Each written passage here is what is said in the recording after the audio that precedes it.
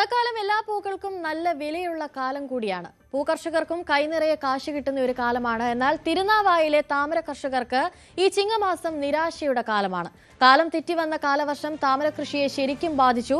പൂത്ത് നിറഞ്ഞു നിൽക്കേണ്ട താമരപ്പാടങ്ങളിൽ പൂക്കൾ പേരിന് മാത്രമാണുള്ളത്. നല്ല വിള കിട്ടേണ്ട സമയത്ത് അത് നഷ്ടമായതിൽ നിരാശ ചെറുതല്ല ഇവർക്ക്. ഓണക്കാലം പൂക്കർഷകരെ സംബന്ധിച്ച് അവരുടെ ഏറ്റവും നല്ല സമയമാണ്. അവരുടെ ഉൽപ്പന്നങ്ങൾക്കൊക്കെ നല്ല വില കിട്ടുന്ന സമയം, എല്ലാവർക്കും ആവശ്യമുള്ള സമയം. പക്ഷേ നമ്മൾ തിരുനാവായിലേക്ക് എത്തുമ്പോൾ തിരുനാവായിലെ താമര കർഷകർക്ക് ഇത്തവണ പങ്കുവെക്കാനുള്ളത് അല്പം നിരാശയാണ്. അവർക്ക് ഇത്തവണ സാധാരണഗതിയിൽ ഏറ്റവും അധികം താമരപ്പൂ കിട്ടുന്ന സമയത്ത് പ്രതീക്ഷിക്കുന്നത്ര പൂവ് കിട്ടുന്നില്ല. ഡിമാൻഡുള്ള സമയത്ത് വേണ്ട പോലെ വിൽക്കാൻ കഴിയാത്തതിന് നിരാശയിലാണ് കർഷകർ.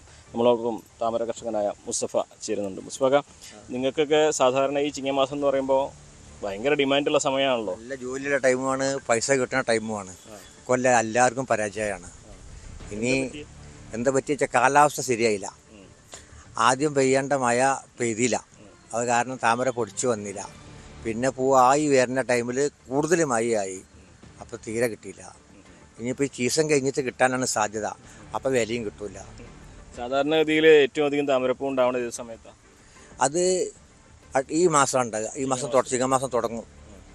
ചിങ്ങം കന്നി ഇഷ്ടം പോലെ പൂവുള്ള ടൈം, ആൾക്കാർക്ക് ആവശ്യമുള്ള ടൈമാണ്. കല്യാണങ്ങൾ, പൂരങ്ങൾ, അല്ല കല്യാണങ്ങളിൽ, ഓണത്തിൻ്റെ എല്ലാത്തിൻ്റെ. ഇനിയിപ്പോൾ ഇപ്പോഴത്തെ ഡിമാൻഡ് എത്ര ഉണ്ട്? വില ഇപ്പോൾ വില ഉള്ളത് ഒരു 10 റുപ്യ 12 റുപ്യ. അവിടുന്ന് ആണ്ട് തൊട്ട സീസൺ ആകുമ്പോൾ 20 റുപ്യ വില വരെ കിട്ടും. ഇപ്പോൾ പൂവില്ല, അതുകൊണ്ടാണ് അത്രയും വില. പൂ ഉണ്ടെങ്കിൽ അത്ര വില വരില്ല. ഒരു 200, 150, 200, 300 പൂവൊക്കെയാണ് ഓരോരുത്തർക്കുള്ളത്. ഇവിടുന്ന് എവിടേക്കൊക്കെ പോകാറ്? ഇവിടേക്ക് ബാംഗ്ലൂർക്ക് പോകുന്നുണ്ട്, ഗുരുവായൂർക്ക് പോകുന്നുണ്ട്, തൃശ്ശൂർക്ക് പോകുന്നുണ്ട്, ചെന്നൈക്ക് പോകുന്നുണ്ട്, എല്ലായിടത്തും പോകുന്നുണ്ട്. സാധാരണ തിരുനാവായ എന്ന് പറയുമ്പോൾ നമുക്ക് ഈ ഐതിഹ്യങ്ങൾ വലുതുണ്ടെങ്കിലും താമര കൃഷിയുടെ ഒരു കേന്ദ്രം കൂടിയാണല്ലോ തിരുനാവായ. ഏകദേശം എത്ര കർഷകരുണ്ടാവും ഇവിടെ? ഒരു 35ഓളം കർഷകരുണ്ട്. എത്ര ഏക്കറിലെ കൃഷി ഉണ്ടാവും? കൃഷി ഒരു 600-700 ഏക്കർ കൃഷി. എന്താ ഇത്ര ഈ തിരുനാവായിൽ താമര കൃഷി ഇത്ര വരാനുള്ളത്? താമര കൃഷി തിരുനാവായിൽ ആദ്യം മുതലേ ഉണ്ടാക്കിയ ആൾക്കാർക്ക് ഉൽപ്പാദനം കൂടുതൽ കണ്ടപ്പോൾ എല്ലാവരും കൊണ്ടേ ഉണ്ടാക്കിയത്.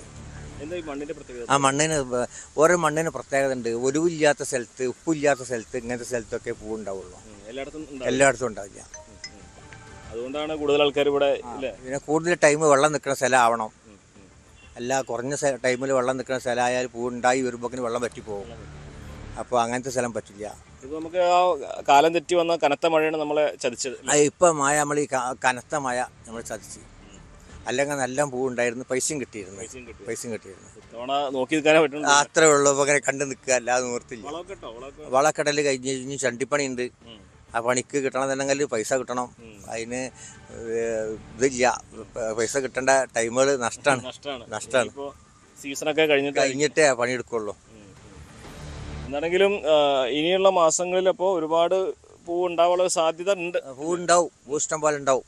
അപ്പോൾ വില കുറയും. എല്ലായിടത്തും പൂ ഉണ്ടാവും. അപ്പോൾ ഒരേമാതിരി എല്ലായിടത്തും പൂ ഉണ്ടാകുമ്പോൾ വില കമ്മിയാവും. ഇഷ്ടം പോലെ പൂ. ഓണത്തിന് ചെണ്ടുമല്ലിക്ക് ഭയങ്കര ഡിമാൻഡാണ്. പക്ഷെ എല്ലായിടത്തും താമരപ്പും കുറേശ്ശൊക്കെ വാങ്ങിക്കുമല്ലോ. കുറേശ്ശെ വാങ്ങും, കുറേശ്ശെ വാങ്ങലുണ്ട്. അങ്ങനെയൊക്കെ എല്ലായിടത്തേക്കും എല്ലായിടത്തും പോകാനുണ്ട്. ഉണ്ട്. അത് സാധനം കൊടുക്കാനില്ല. ഇല്ല. അതാണ് എൻ്റെ ഒരു സങ്കടം. ഇപ്പോൾ നല്ല ഡിമാൻഡുള്ള സമയമാണ്. ആ സമയത്ത് മാർക്കറ്റിലേക്ക് പൂ എത്തിക്കാൻ കഴിയാത്തതിൻ്റെ നിരാശയാണ് അദ്ദേഹം പങ്കുവച്ചത്. സമാനമായ അവസ്ഥ തന്നെയാണ് ഇവിടുത്തെ മറ്റ് താമര കർഷകരൊക്കെ തന്നെ പറയുന്നത്. ഇനി ഓണവും ഇതിൻ്റെ തിരക്കെല്ലാം കഴിഞ്ഞതിന് ശേഷം ഒരുപാട് പൂവുണ്ടാവും, പക്ഷെ അപ്പോൾ വേണ്ടത്ര ഡിമാൻഡ് ഉണ്ടാവുകയും ചെയ്യില്ല എന്നൊരു കാര്യം കൂടിയാണ് അവർക്ക് പങ്കുവെക്കാനുള്ളത്. CV Anumod, News 18. കൂടുതൽ വാർത്തകൾക്ക് News 18 Keralam YouTube channel subscribe ചെയ്യുക.